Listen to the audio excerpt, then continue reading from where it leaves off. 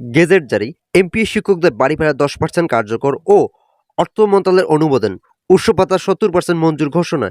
এই বিষয়ে বিস্তারিত আলোচনা করার শুরুতে এখন পর্যন্ত যারা আমাদের এই চ্যানেলটি সাবস্ক্রাইব করেনি তারা অবশ্যই আমাদের এই চ্যানেলটি সাবস্ক্রাইব করুন এবং ভিডিওটিতে একটি লাইক করে ভিডিওটি কন্টিনিউ করুন। অবশেষে এমপিওদের জন্য গেজেট জারি করা হয়েছে। অর্থ মন্ত্রণালয়ের নতুন সিদ্ধান্তের ফলে এমপি শিক্ষকরা পেতে যাচ্ছেন 10% হারে বাড়ি ভাড়ার বৃদ্ধির সুবিধা। দীর্ঘ 6 দিন থেকে শিক্ষকরা আন্দোলন করার পর গতকাল সন্ধ্যার দিকে জরুরি একটি বৈঠক করা হয়েছিল।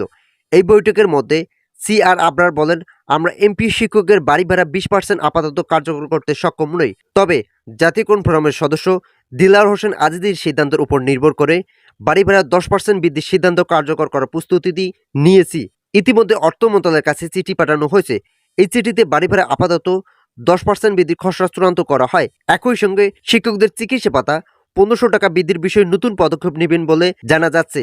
সূত্র মতে এমপি শিক্ষকরা সংশোধনের মাধ্যমে আপাতত 10% বাড়ি ভাড়ার বৃদ্ধির সিদ্ধান্ত রাজি হওয়ার পর শিক্ষা মন্ত্রণালয় দ্রুত গতিতে কাজ করার সিদ্ধান্ত গ্রহণ করেছেন।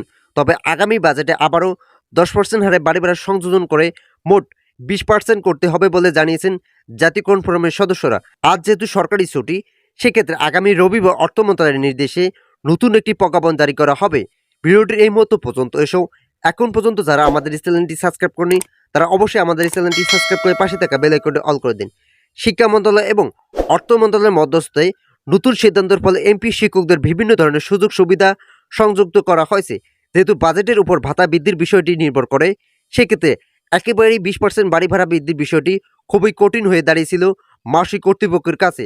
অর্থ মন্ত্রণালয়ের একজন ঊর্ধ্বতন কর্মকর্তা জানায়, বাংলাদেশের এমপি শিক্ষকরা দীর্ঘদিন থেকে আন্দোলন করার পর তাদের 3টি দাবি ইতিমধ্যে পূর্ণের সিদ্ধান্ত গ্রহণ করা হয়। 3টি দাবির মধ্যে রয়েছে বাড়ি ভাড়া 20% বৃদ্ধির পাশাপাশি চিকিৎসা ভাতা 1500 টাকা, এছাড়াও শুধুমাত্র কর্মচারীদের জন্য 75% উৎস ভাতা। এই 3টি দাবি এমপি শিক্ষকদের জীবনমান উন্নয়নে ব্যাপক পরিবর্তন আনবে বলে ধারণা করেছেন সংশ্লিষ্টরা। অর্থ মন্ত্রণালয়ের সিদ্ধান্তের উপর সকল বিষয়বস্তু বাস্তবায়ন করা হচ্ছে, তবে চিকিৎসা ভাতা 1000 টাকা পর্যন্ত বৃদ্ধির সিদ্ধান্ত আসতে পারে বলে জানা যাচ্ছে। এর মধ্যেই গতকাল দিলাওয়ার হোসেন আজিজি বলেন, আমরা শিক্ষা উপদেষ্টার সঙ্গে বৈঠক করেছি, কিন্তু কোনো পজিটিভ ফিডব্যাক আসেনি। আমরা নানা কারণে মাস টু যমুনা কর্মসূচি স্থগিত করেছি। আমরা আপাতত শহীদ মিনারে অবস্থান করব। তিনি বলেন, আমরা মাস টু যমুনা কর্মসূচি পালন করতে চেয়েছিলাম, কিন্তু মনে হচ্ছে আমাদের সরলতার সুযোগ একটি চক্র বিশৃঙ্খলা করতে পারে, এতে হিতের বিপরীত হতে পারে। তাই আমাদের দাবি না মানা হলে আমরা আমরণ অনশনে যাব। দাবি আদায়ের আগে ফেরার কোনো সুযোগ নেই।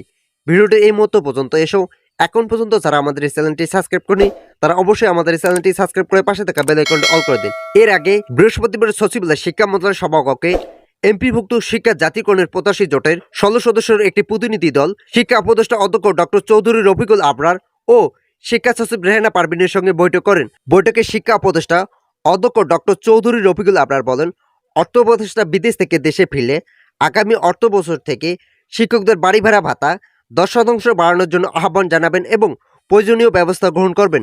এ সময় শিক্ষা সচিব রেহানা পারভিন বলেন, আগামী 1 নভেম্বর থেকে 5% বা সর্বনিম্ন 2000 টাকা বাড়ি ভাড়া ভাতা প্রদান করার ব্যবস্থা গ্রহণ করা হবে বলে আশ্বস্ত করেন এবং দেশের সার্বিক অর্থনৈতিক অবস্থা বিবেচনা করে আন্দোলনরত শিক্ষকদের প্রস্তাবনা গ্রহণ করে আন্দোলন প্রত্যাহারের আহ্বান জানানো হয়। তো আজকের এই ভিডিওটি এ পর্যন্ত। আশা করি ভিডিওটি থেকে অনেকে উপকার পেয়েছেন। যদি উপকার পেয়ে থাকেন তাহলে অবশ্যই আমাদের এই চ্যানেলটি সাবস্ক্রাইব করে পাশে থাকা বেল আইকনটি অল করে দিয়ে আমাদের সঙ্গেই থাকুন।